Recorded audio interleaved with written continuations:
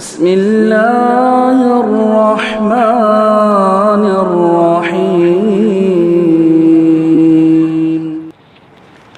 بسم الله الرحمن الرحيم. الحمد لله رب العالمين والعاقبة للمتقين والصلاة والسلام على أشرف الأنبياء والمرسلين نبينا محمد وعلى آله وصحبه أجمعين ومن تبعهم بإحسان إلى يوم الدين. أما بعد، فأعوذ بالله من الشيطان الرجيم. بسم الله الرحمن الرحيم. واتل عليهم نبأ ابني آدم بالحق إذ قربا قربانا فتقبل من أحدهما ولم يتقبل من الآخر قال لأقتلنك قال إنما يتقبل الله من المتقين لئن بسطت إلي يدك لتقتلني ما أنا بباسط يدي إليك لأقتلك إني أخاف الله رب العالمين إني أريد أن تبوء بإثمي وإثمك فتكون من أصحاب النار وذلك جزاء الظالمين فطوعت له نفسه قتل أخيه فقتله فأصبح من الخاسرين فبعث الله غرابا يبحث في الأرض ليريه كيف يواري سوءة أخيه قال يا ويلتى أعجزت أن أكون مثل هذا الغراب فأواري سوءة أخي فأصبح من النادمين من أجل ذلك كتبنا على بني إسرائيل أنه من قتل نفسا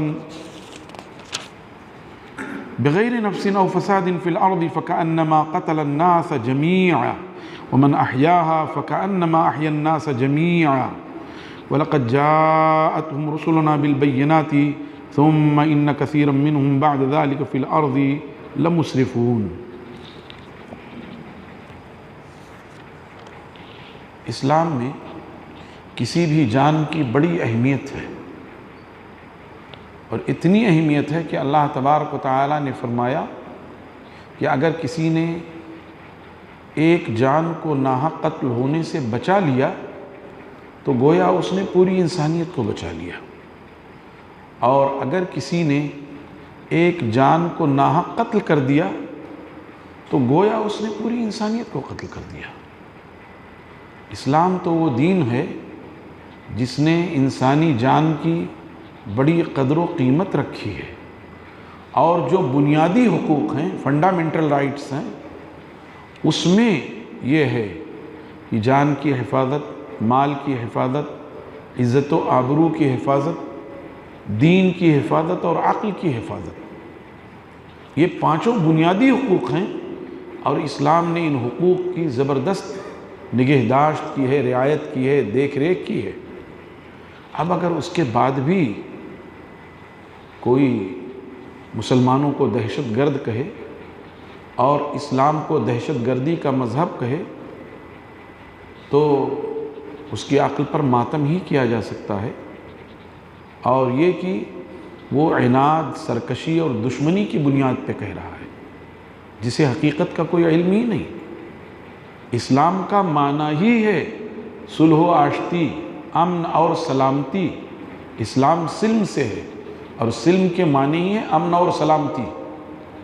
اسی لیے اللہ کے رسول صلی اللہ علیہ وسلم نے فرمایا المسلم من سلم المسلمون من لسانہ و یدہ، مسلمان وہ ہے کہ دوسرے مسلمان اس کے ہاتھ سے اور اس کی زبان سے اور اس کے ہاتھ سے محفوظ رہیں۔ اس کے باوجود اگر دنیا بھر کی فسطائی طاقتیں، چاہے وہ یہود سے متعلق ہوں، چاہے وہ نصارہ سے متعلق ہوں، چاہے وہ ہنود سے متعلق ہوں، اگر وہ چیختی اور چلاتی ہیں تو اس کا کوئی علاج نہیں، حقیقت سے اس کا کوئی تعلق نہیں، اور یہ محض دشمنی، عناد، بغض، نفرت کی بنیاد پر ہے۔ ورنہ آج بھی جبکہ ایک ملک کو چھوڑ کر دنیا بھی جتنے بھی مسلم ممالک ہیں سب نے اپنے ہاں اسلامی دستور کو نافذ نہیں کیا ہے۔ ایک ملک میں تھوڑا موڑا 25%، 40% اسلامی دستور کا نفاذ ہے، لیکن جن ملکوں میں اسلامی دستور نہیں ہے وہ مسلم ملک ہیں، ہم ان کو اسلامی ملک نہیں کہتے، ہم ان کو مسلم ملک کہتے ہیں کہ مسلمان رہتے ہیں، اکثریت مسلمانوں کی ہے، وہاں کی حکومت مسلمانوں کے ہاتھ میں ہے، اس لیے وہ مسلم ملک ہے۔ لیکن ان مسلم ملکوں میں بھی جرائم کا گراف اتنا بڑھا ہوا نہیں ہے جتنا یورپین ملکوں میں ہے۔ وہ ممالک جو نصارہ کے ہاتھوں میں ہیں، یا وہ ممالک یا وہ ملک جو یہود کے ہاتھ میں ہے، ممالک ان کے نہیں، ایک ملک ہے اور وہ بھی عارضی ہے، انشاءاللہ جلد ختم ہوگا، انشاءاللہ عارضی ہے، وہ یہودیوں کا ملک اسرائیل، جلد ختم ہوگا اللہ نے چاہا تو۔ یا اور دوسروں کے، ان کے ہاں جرائم میں کمی نہیں، بے انتہا جرائم ہے۔ اب یہ دیکھیے سری لنکا اور برما میں جو بدھسٹوں کے ہیں، انہوں نے کیا کیا ہے اپنے ہاں، کیسا انسانوں کے خون سے ہولی کھیلی ہے برما میں، مسلمانوں کے خون سے، جبکہ ان کے ہاں ان کے دھرم میں تو اہنسا ہے، یعنی ہنسا ہے ہی نہیں، قتل اور خونریزی ہے ہی نہیں، اس کے باوجود لیکن وہی ہے وَإِذَا قِيلَ لَهُمْ لَا تُفْسِدُوا فِي الْأَرْضِ قَالُوا إِنَّمَا نَحْنُ مُصْلِحُونَ۔ جب ان سے کہا جاتا ہے کہ روئے زمین میں فساد مت مچاؤ، تو کہتے ہیں جناب ہم تو روئے زمین میں اصلاح کرنے والے لوگ ہیں۔ یہی حال دنیا کا ہے۔ چنانچہ دیکھیے ایک واقعہ ذکر ہوا، واقعہ کیا ہے؟ اللہ نے فرمایا اے محمد الرسول صلی اللہ علیہ وسلم ذرا ان پر آدم کے دو بیٹوں کا واقعہ، سچا واقعہ بیان کر دیجئے۔ وَاتْلُ عَلَيْهِمْ نَبَأَ ابْنَيْ آدَمَ بِالْحَقِّ۔ اے محمد الرسول صلی اللہ علیہ وسلم آپ ان کفار و مشرکین پر آدم کے دو بیٹوں کا کھرا اور سچا واقعہ پیش کر دیجئے، جبکہ ان دونوں نے قربانی پیش کی اللہ کی جناب میں، تو ان دونوں میں سے ایک کی قربانی قبول ہو گئی اور دوسرے کی قربانی قبول نہیں ہوئی، اور اس کی دلیل کیا ہوتی تھی کہ وہ اپنا نظر اپنی قربانی میدان میں رکھ دیتے اور آسمان سے آگ آتی اور اسے کھا جاتی، جس کو کھا لیا گویا وہ قربانی قبول، جس کو نہیں کھایا وہ قربانی قبول نہیں۔ چنانچہ جس کی قربانی قبول ہو گئی وہ تو اللہ کا برگزیدہ ہوا، لیکن جس کی قربانی قبول نہیں ہوئی وہ حسد میں پڑ گیا۔ پہلی غلطی جو ہوئی وہ حسد کی بنیاد پہ، ابلیس نے آدم علیہ السلام کو جو سجدہ نہیں کیا، حسد کی بنیاد پہ نہیں کیا۔ ایسے ہی یہاں بھی آدم کے دو بیٹوں قابیل اور حابیل نے قربانی پیش کی، حابیل کی قربانی پیش ہو گئی، قابیل کی نہیں پیش ہوئی، قابیل کی قبول نہیں ہوئی تو حسد میں پڑ گیا، ارے میرا ہی بھائی اس کی قبول ہو گئی اور میری قبول نہیں ہوئی۔ آج بھائیوں میں اس وجہ سے بھی دشمنی رہتی ہے، اچھا اس کو عزت مل گئی وہاں اور مجھ کو کوئی پوچھتا نہیں ہے، ارے بھائی اپنے ہاں بھی وہ اوصاف پیدا کرو کہ آپ کو لوگ پوچھیں، آپ کی لوگ عزت کریں، چہ جائے کہ دشمنی پر آمادہ ہو جاتے ہیں۔ تو اس نے کہا کہ میں تمہیں قتل کر دوں گا۔ کہا بھائی اس میں میرا کیا قصور ہے؟ انما یتقبل اللہ من المتقین، اللہ تعالیٰ متقیوں سے قبول کرتا ہے۔ اور سنو، اگر تم نے میری جانب اپنا ہاتھ بڑھایا مجھے قتل کرنے کے لیے، تو میں اپنا ہاتھ تمہاری جانب نہیں بڑھاؤں گا تاکہ میں تمہیں قتل کروں۔ میں اللہ تعالیٰ سے ڈرتا ہوں جو رب العالمین ہے، جہان والوں کا پالنہار ہے۔ میں چاہتا ہوں کہ تم میرا گناہ بھی اپنے ساتھ لے جاؤ تاکہ تم جہنمیوں میں سے ہو جاؤ۔ یہ بات اس لیے کہی کہ جب وہ قتل کے در پہ رہا تو اس نے کہا لیکن میں اپنا ہاتھ نہیں اٹھاؤں گا کہ میں قتل کروں اور گنہگار ہو جاؤں، کیونکہ اللہ کے رسول صلی اللہ علیہ وسلم نے فرمایا القاتل والمقتول کلاہما فی النار، قاتل اور مقتول دونوں جہنمی ہوں گے۔ صحابہ نے کہا اللہ کے رسول قاتل تو سمجھ میں آیا کہ وہ جہنمی ہوگا، یہ مقتول کیوں؟ تو کہا اس لیے کہ یہ بھی اپنے ساتھی کو قتل کرنا چاہتا تھا، ابھی اتفاق ہے نہیں قتل کر سکا اور اس نے قتل کر دیا، دونوں چاہتے تھے، اسی لیے اس نے کہا کہ نہیں میں ارادہ بھی نہیں کروں گا، میں ارادہ بھی نہیں کروں گا، میں چاہتا ہوں تم قتل کرنا چاہتے ہو قتل کر دو، تم جہنمیوں میں سے ہو جاؤ گے۔ اور یہی ظالموں کا بدلہ ہے۔ فطوعت لہ نفسہ، اس کے نفس نے اس کو اکسایا اپنے بھائی کے قتل پر اور اس نے اپنے بھائی کو قتل کر دیا، پھر وہ خسارہ اٹھانے والوں میں سے ہو گیا۔ خون پھر خون ہے، گرتا ہے تو جم جاتا ہے۔ احساس ہوا اس کو کہ بڑی غلطی ہو گئی، لیکن اب نفس امارہ نے ابھارا اور شیطان نے واہ واہی کی، قتل کر دیا اس نے۔ اب جب قتل کر دیا تو سوچا اب اس لاش کا کیا کریں، کہاں ٹھکانے لگائیں، کیسے کیا کریں؟ تو اللہ تعالیٰ نے ایک کوے کو بھیج دیا، اس نے زمین کھودا اور یہ آتا ہے کہ نہیں دو کوے تھے، ایک کو مار دیا اس نے اور زمین کھود کر کے اس میں دفن کر دیا تاکہ یہ دیکھے۔ وہی ذکر کیا اللہ تعالیٰ نے کوے کو بھیجا، اس نے زمین میں کھودا تاکہ وہ اپنے بتائے کہ کیسے وہ اپنے بھائی کی لاش کو زمین میں چھپائے۔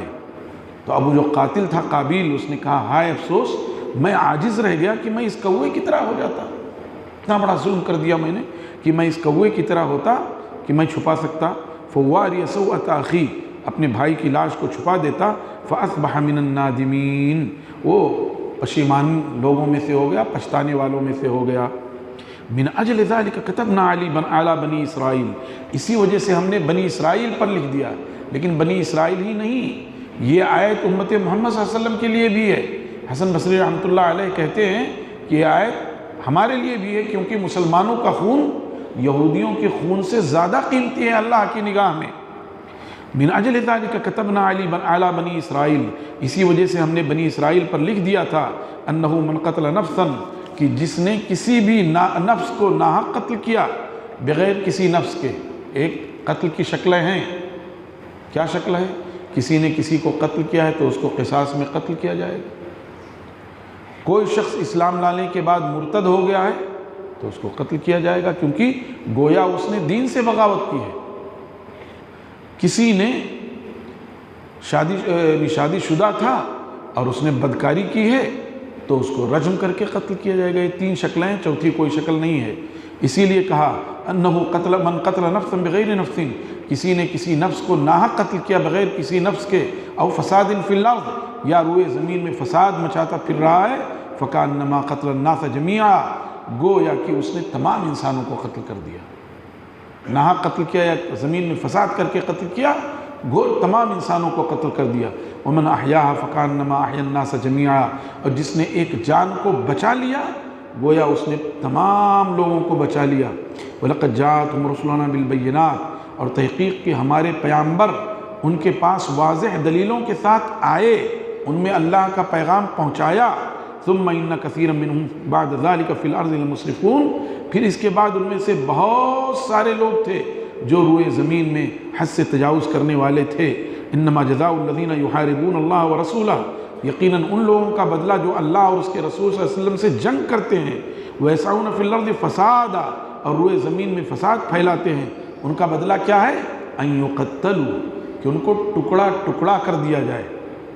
جو کسی اسلامی سلطنت کے خلاف فساد کریں، چاہے ان کا تعلق مسلمانوں سے ہو چاہے کفار سے ہو، اگر مسلمان ہیں لیکن اسلامی حکومت کے خلاف فساد کر رہے ہیں، ڈاکہ زنی کر رہے ہیں، لوٹ مار کر رہے ہیں، تو ان کی سزا یہ ہے۔ اور اگر کفار کر رہے ہیں تو ان کے ساتھ بھی یہی ہوگا، ان یقتلوا، کہ ان کو ٹکڑا ٹکڑا کر دیا جائے، او یصلبوا، یا ان کو سولی دے دی جائے، او تقطع ایدیہم وارجلہم، یا ان کے ہاتھ پیر الٹے کاٹ دیے جائیں، دایاں ہاتھ بایاں پیر، بایاں ہاتھ دایاں پیر الٹے کاٹ دیے جائیں، او ینفوا من الارض، یا ان کو روئے زمین سے جلا وطن کر دیا جائے۔ ذالک لہم خزی فی الدنیا، یہ ان کا بدلہ ہے دنیا میں، ولہم فی الآخرۃ عذاب عظیم، اور آخرت میں ان کے لیے بڑا بھاری عذاب ہے۔ الا الذین تابوا من قبل ان تقدروا، سوائے اس کے کہ جو لوگ توبہ کر لیں اس سے پہلے کہ تم ان پر قدرت پاؤ، اسلامی حکومت ان باغیوں پر قدرت پائے اس سے پہلے اگر وہ توبہ کر لیتے ہیں، فاعلموا ان اللہ غفور رحیم، جان لو کہ اللہ تبارک و تعالی بہت زیادہ بخشنے والا اور رحم کرنے والا ہے۔ ہوا یہ تھا کہ بنو عقلہ اور عرینہ کے کچھ لوگ مدینہ آئے، اسلام لے آئے، اور اسلام لانے کے بعد مدینہ طیبہ میں رہ رہے تھے۔ پھر مدینہ کی آب و ہوا انہیں لگ گئی، جیسے آدمی کسی نئی جگہ جاتا ہے تو وہاں کی آب و ہوا راس نہیں آتی، بیمار ہو جاتا، ایسے بیمار ہو گئے۔ رسول اللہ صلی اللہ علیہ وسلم نے ان سے کہا کہ آپ لوگ صدقے کے اونٹوں میں چلے جاؤ اور اونٹ کا پیشاب اور اس کا دودھ پیو، اور گویا اسی سے ثابت ہوتا ہے کہ بطور دوا اونٹ کا پیشاب دودھ کے ساتھ پی سکتے۔ پیشاب جو ہوتا ہے وہ ٹھنڈا ہوتا ہے اونٹ کا، اور دودھ گرم ہوتا ہے، اور سرد اور گرم مل کر کے گویا معتدل ہو جاتا ہے۔ یہ علاج بالتدبیر اس کو کہتے ہیں، اور طب میں باقاعدہ ایک شعبہ ہے یہ۔ تو کہا وہاں جاؤ، گئے، انہوں نے پیا، اچھے ہو گئے۔ اب جب اچھے ہو گئے تو ان کو چربی چڑھ گئی۔ کیا کیا؟ رسول اللہ صلی اللہ علیہ وسلم کے چرواہے کو صحابی تھے ان کو قتل کر دیا، ان کی آنکھ پھوڑ دی، ان کا مسلح کر دیا اور سارے اونٹوں کو ہانک لے گئے۔ اور خبر ملی رسول اللہ صلی اللہ علیہ وسلم کو کہ ایسا ہوا ہے، آپ نے فوراً دوڑایا گھوڑ سواروں کو، اور پھر دن چڑھتے چڑھتے ان کو پکڑ کر کے مدینہ طیبہ لایا گیا۔ چونکہ رسول اللہ صلی اللہ علیہ وسلم کریم تھے، رحمت للعالمین، لیکن ایک نظام کو برتنا ضروری ہے، اس لیے آپ نے سختی کا مظاہرہ کیا، ان کے ہاتھ پیر الٹے کٹوا دیے، ان کی آنکھوں میں سلائی پھروا دی اور ان کو حرہ میں ڈال دیا گیا، کنکریلے میدان میں ڈال دیا گیا۔ پانی مانگتے تھے، ان کو پانی نہیں دیا گیا، مر گئے اسی طرح۔ یہ اس لیے کیا گیا تاکہ اسلامی سلطنت کے خلاف اس طرح کی جارحانہ کوشش نہ ہو، تاکہ انسانیت کا خون محفوظ رہے۔ اور آج مغرب واویلا کرتا ہے کہ صاحب زنا کی سزا رجم ہے، کسی نے چوری کر لی تو ہاتھ کاٹ دیا جائے، اور ایسا اور ویسا۔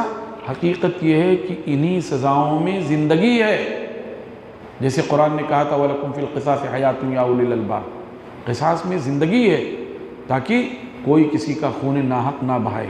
اللہ تعالی ہمیں اسلام کے پیغام کو عام کرنے کی توفیق عطا فرمائے، برادران وطن میں اسلام کا تعارف کروانے کی توفیق عطا فرمائے، اسلامی احکامات پر ہم مسلمانوں کو عمل کرنے کی توفیق دے تاکہ لوگ ہمارے عمل سے متاثر ہوں۔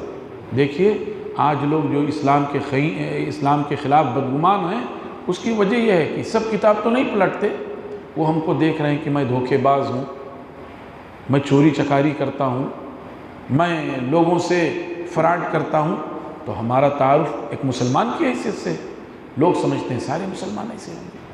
تو اس لیے مسلمانوں کو اپنے عمل کی اصلاح کرنی چاہیے۔ اللہ ہمیں اپنے اصلاح کی توفیق عطا فرمائے۔ سبحان ربک رب العزت عما یصفون وسلام علی المرسلین والحمد للہ رب العالمین، وصلی اللہ وسلم وبارک علی نبینا محمد وعلی آلہ وصحبہ اجمعین، والسلام علیکم ورحمۃ اللہ وبرکاتہ۔